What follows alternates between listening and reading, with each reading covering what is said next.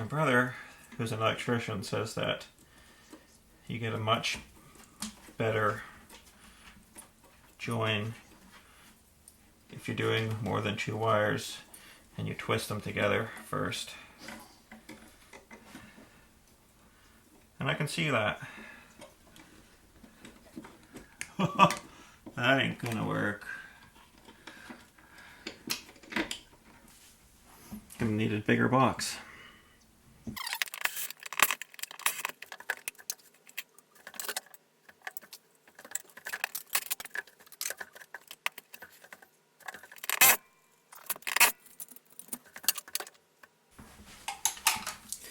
Okay, I grabbed some new stuff. Here's what we're gonna do. What I was gonna do is I was gonna have a receptacle, a 110 receptacle just above this, with then the power coming to that, and just in case I want to be able to have an extra light in here or something like that. Instead of doing that, I'm gonna put in this duplex box, and that's gonna give me enough room that I'll have, I should have lots of room for the wire nuts, and should still be able to squeeze in that timer.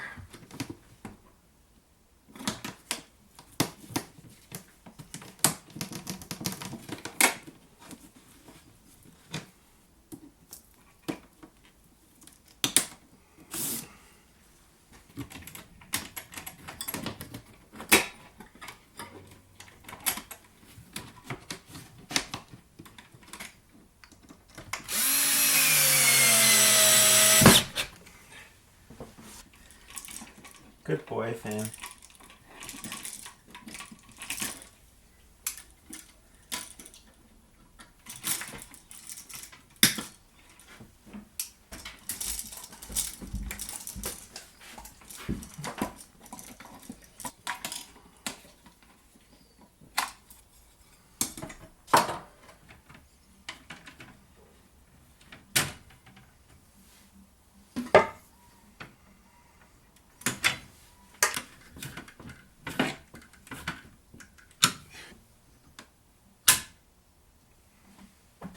Okay, I ran into a little bit of a pickle.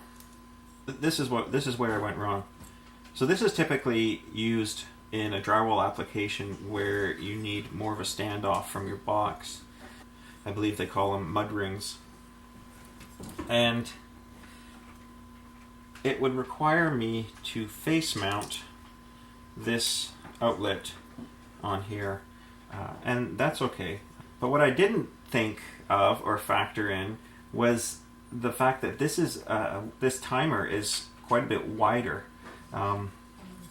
So the reason I wanted to use a mud ring in the first place is I wanted to just give some extra offset room in the back to allow for these big wire nuts and whatnot, because the timer is really quite deep compared to a normal outlet. You can see it's pretty well double the thickness, so it uses up almost all of what's in that box. So I wanted to use a mud ring, but I didn't realize that the timer is so much wider on the back, and there's just no way that'll fit. So I'm going to have to go back to more of a conventional plate, I guess, so that I can put it in from behind, and yeah, hopefully that'll fit. I think maybe I'll take a measurement first, and then I'll go down to the wholesaler and see. Yeah, you learn something new every day, right?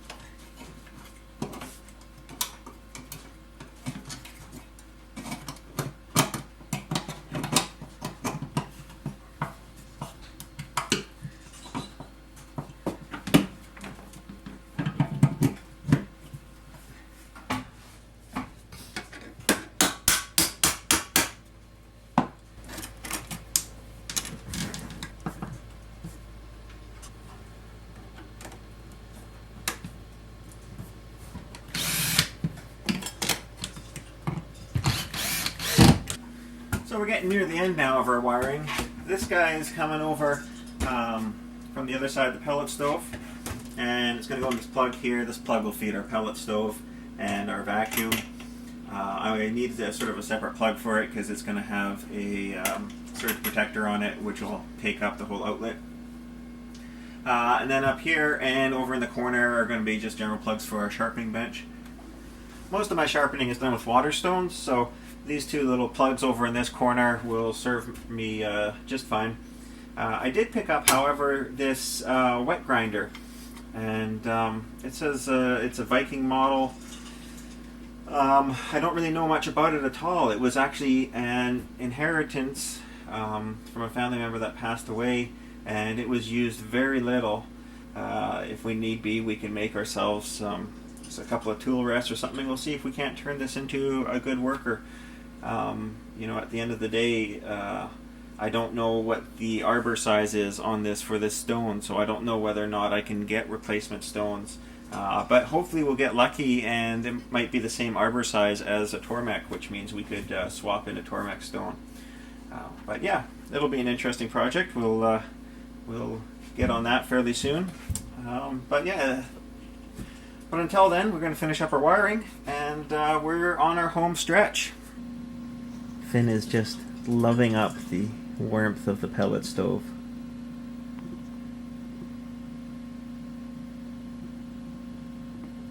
It's a pretty good life being a woodshop dog. Of course, he's so much more than that.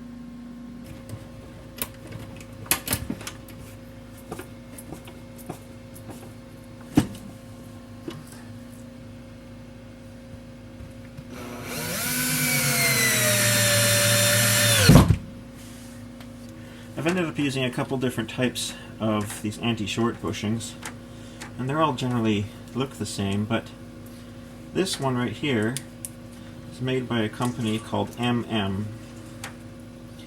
I don't know anything more about them than that, but they sure work better than the other couple types I tried. They're just a bit stiffer, you know, maybe 50% again thicker plastic, and it just lets you twist them in so much easier.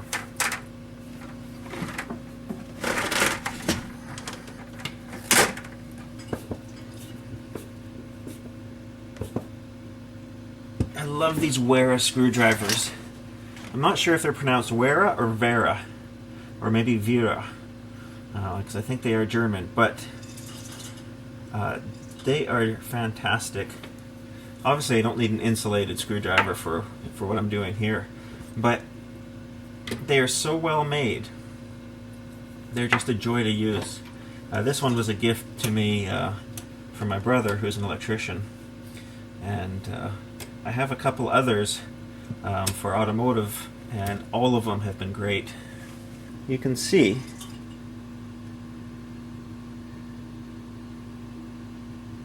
they actually have ground little flutes down the center of each flat on this Robertson.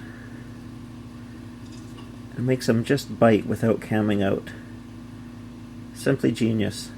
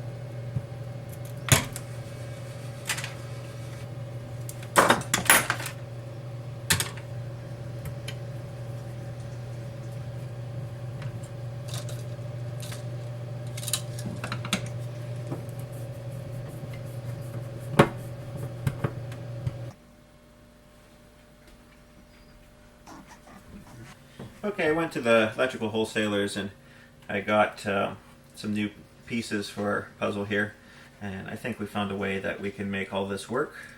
What I've got now is just some open mounting plates, and hopefully that'll work out okay. We'll give it a go and we'll see. One way or another we'll get to the bottom of this.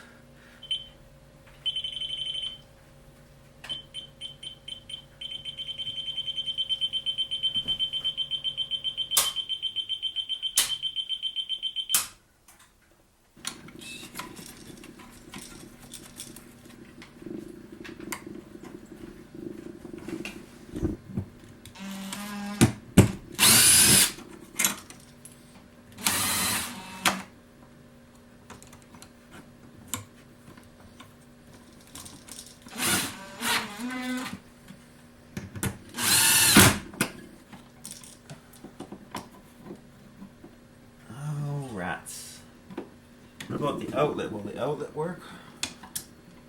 Yeah, outlet's got space. So that tab there is giving us troubles. How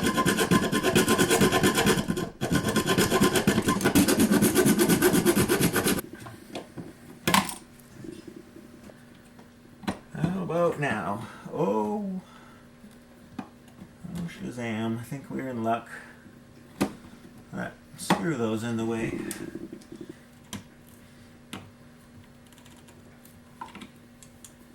It's a little hard on the wrist.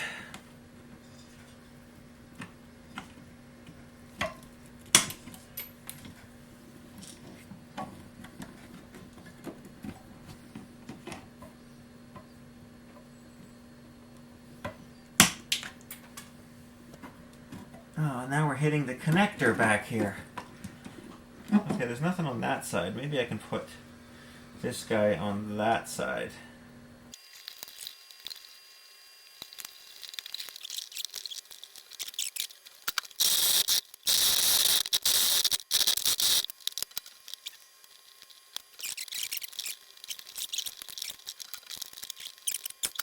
Yeah, it's not pushing hard against any wires now. It's these corners, but there's only 1/8 of an inch or 3/16 of an inch of material here in this corner, so I can't take any of that away, or else this is just going to be flimsy as all get out. So I think we'll just try working with what we got here. Alright, because this guy is jacked so far over to the right, I'm going to leave this loose just for a minute and grab a cover plate and make sure they get lined up. Okay, that's over.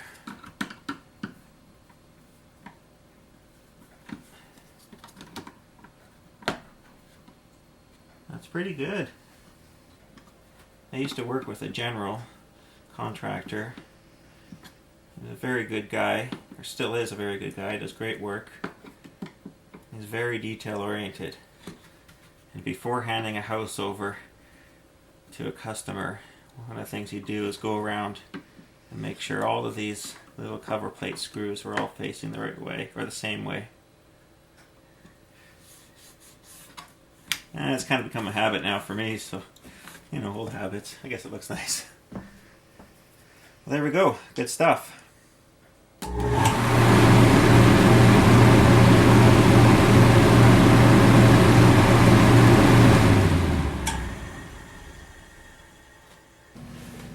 Okay, so this next one's going to be our little vac switch box, and we're going to be able to control the vacuum hooked up strictly to the bandsaw, just with a switch on the wall. It just makes life a little bit easier.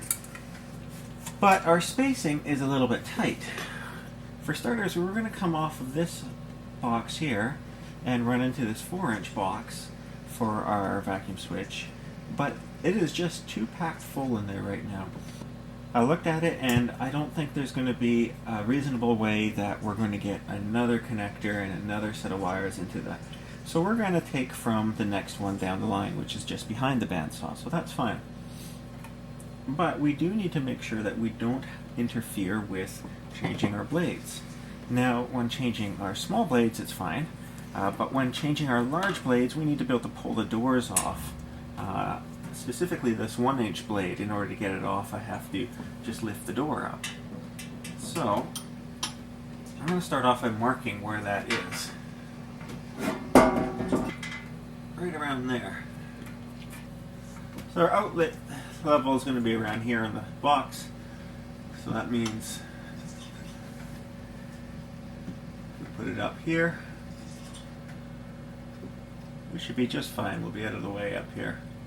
It's going to be a little bit of a pain to work on, the wire, but once it's in, it won't matter.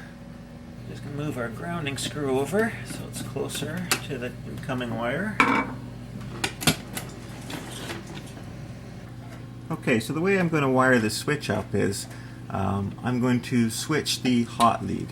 So I will have the ground and the neutral go straight to the plug, but then we're going to run the hot into a switch first, and then from there we'll wire the hot coming out of that switch into the plug.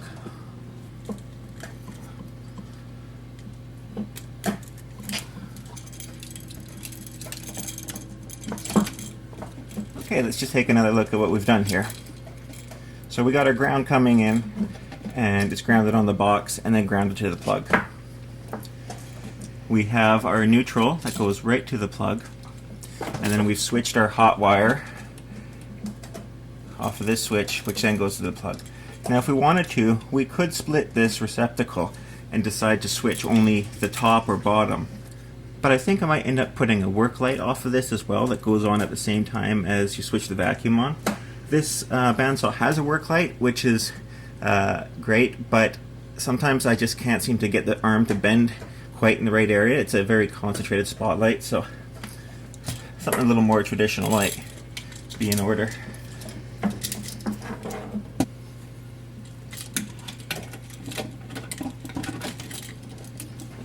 If anybody's wondering, the Iberville part number for this is BC52-C-00. And that's for this little adapter ring here.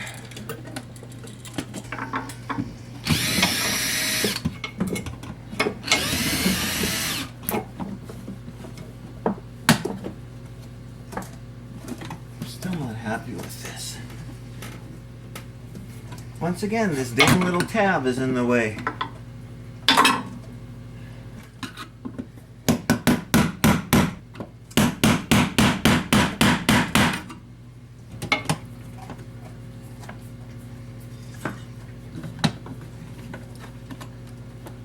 Okay, that's better. Unfortunately, I've only got one black screw. The bag was missing them.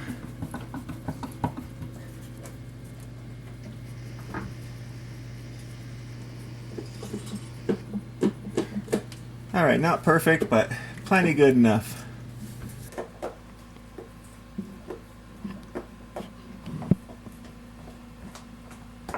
What a dog's life. You got a 2-foot long bone lying by the fire.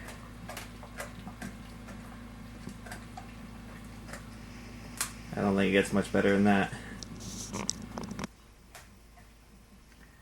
So this is our light in the back room. And I want to add a second one just to help eliminate shadows and make it a little easier to see stuff in the racking. And I want to put it over in here. So I think what I'm going to end up doing is I'm going to maybe run a 2x4 across from that framing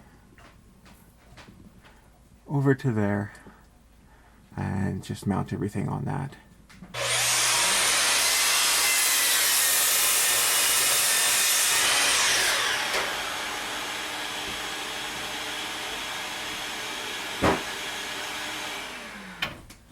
What I got going on here is I got just a piece of common 2x6, and I'm trying to get it to be the same length from the wall framing to this bulkhead back here, plus 1/8 of an inch.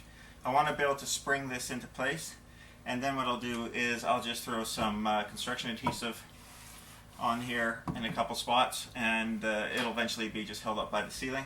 But for the time being, that'll make it a little bit easier. I think I can keep working with it, and I don't have to worry about trying to put any jacks or anything in here while the adhesive takes time to set up. Oh, I think that's just perfect. Okay, I didn't see this ahead of time, but there's a piece of 1/4 inch plate reinforcement up in the corner there, and that's going to be a problem. So I'm going to have to take off for that as well. If you ever wonder about how well something like a PL400 will actually stick to metal, because it's really a subfloor adhesive, just try getting the crap off of your metal poker pin. I mean, when it dries, it's relentless. Every once in a while I just have to scrape this thing down.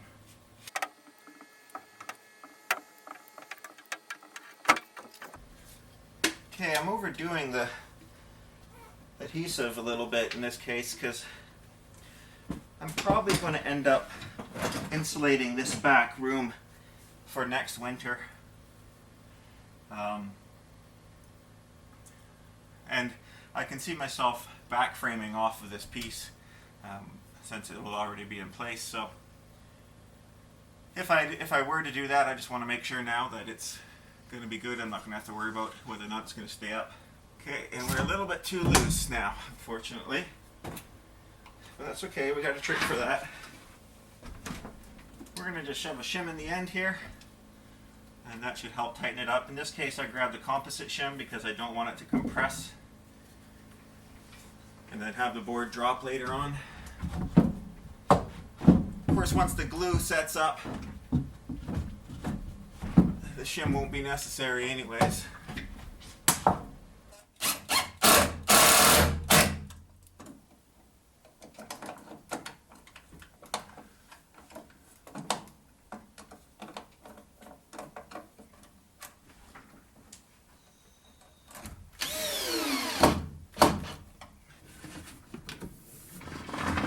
So I want to try to pull a little extra and leave a few extra inches here. And this guy I left a little long because I wasn't sure if I wanted to maybe move him up. And now I think I do want to move it up a little bit, just so it's a little bit more out of the way of here. I'm probably going to store levels and stuff up top here. So when I insulate this ceiling, you'll see I still got its extra cable down here. I should explain the length that I left was so that when this ceiling gets framed in and insulated, this level right here is going to be the bottom of our ceiling joist. So this box has the cable cut to length such that it can mount flat up on the bottom of the future ceiling without redoing this wiring. So for now we got just a little bit extra to deal with, but that's okay. That's also why I'm leaving some extra in here. I can always cut this back later on. But I'm not insulating in here yet because, to be honest, I might not need to. I might decide to put an insulated door on instead. And that's something I just have to sort of see how everything plays out in the end. See how much space I have where. Pretty much the only thing I really have to worry about getting too hot or too cold is the finishes. And so if I have a place to store the finishes inside, then I can just put an insulated door in here and not worry about insulating the rest of this. Alright, that's a lot better. I've never used these GE light sticks before. They produce 1600 lumens each, and they have a very nice omnidirectional light. The light pattern from them is very much like what an incandescent bulb would give.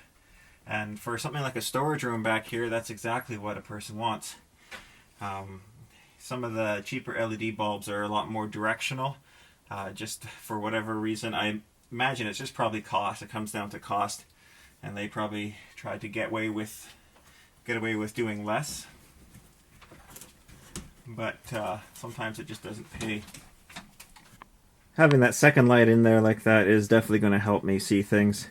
Just having the original single light there, because it's just coming from one side of the room, was casting quite a few shadows. So this will make finding things in the back room a little easier. Okay, so the last thing I want to do is I want to add a second box right up here. And the reason for that is because this is going to be sort of a little bit of a desk area. The tool cabinet's going to roll over to around here, and I'll have a place where I can keep a laptop and a couple things set up. And I'll probably want to put some sort of light under here, and I just know having 2 plugs is not going to be enough. I can put one of those big multi things in if I want, but it'd just be a nice, cleaner install if we just add a second box up like that. I thought about adding it down below, but adding it down at the 18-inch level wouldn't be a good idea in this case, because this box is already a couple inches deep, plus the cords coming out of it. That would mean that that would be 4 or 5 inches that the tool cabinet would have to stay away from the wall in the future.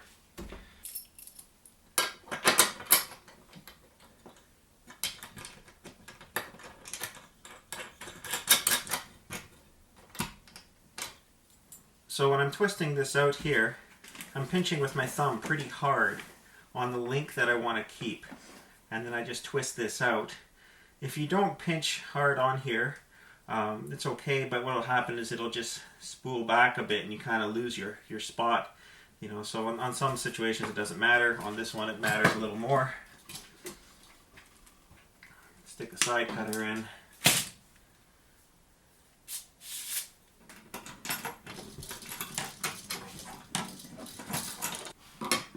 I'm always on the lookout. Every box I do, I always check that I can see that the ground wire is not coming back up and touching the hot side or the neutral, even for that matter.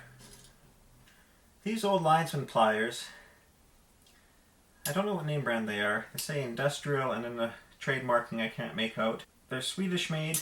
They're probably 40 years old. But over all these years they still have a perfectly tight cutting section in here. All the cross hatching is still in place in the jaws. They haven't been abused. There's something to be said for an old set of pliers or an old tool like this that's made so well that time really has no effect on it.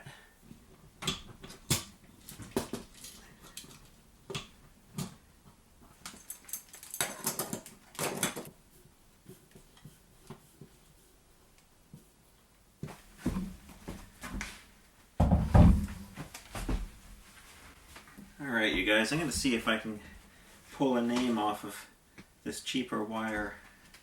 I'm really interested to know what the name is so that I don't buy it again in the future. Even the wax paper coating on the inside, it's half the thickness of the Southwire stuff.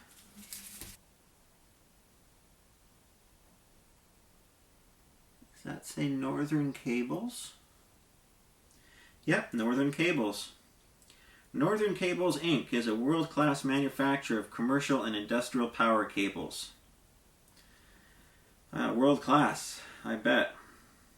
Well, I will be sure to never buy Northern Cables again in the future. The Southwire product just puts it absolutely to shame. And the thickness of the insulation appears to be the same. But you can feel with your finger, this stuff is definitely softer. I mean, I can almost dig at it with my fingernail. I can. There, I just put a nick in it with my fingernail. I mean, that's absolutely incredible. Yeah, so there you go. If you have the choice, avoid Northern Cables. I don't know if this was just a bad batch or what, but I'm inclined to think that it may be a bit of an inferior product. We learn something new every day.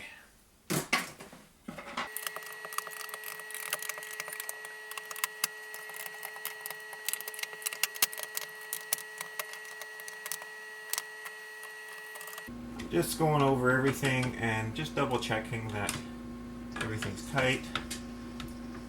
Double checking that I have anti-short bushings in. Alright, well I think that's it. I think we are done our electrical.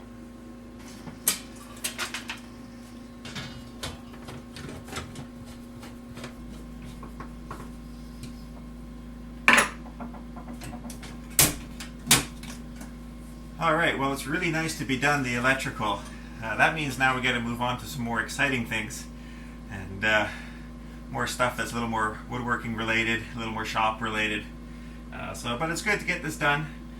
In the next video, I think what I'm going to do is just go over a few final thoughts I have, why I chose some of the different parts that I chose, and just a couple of ideas for anyone else that's outfitting their woodworking shop.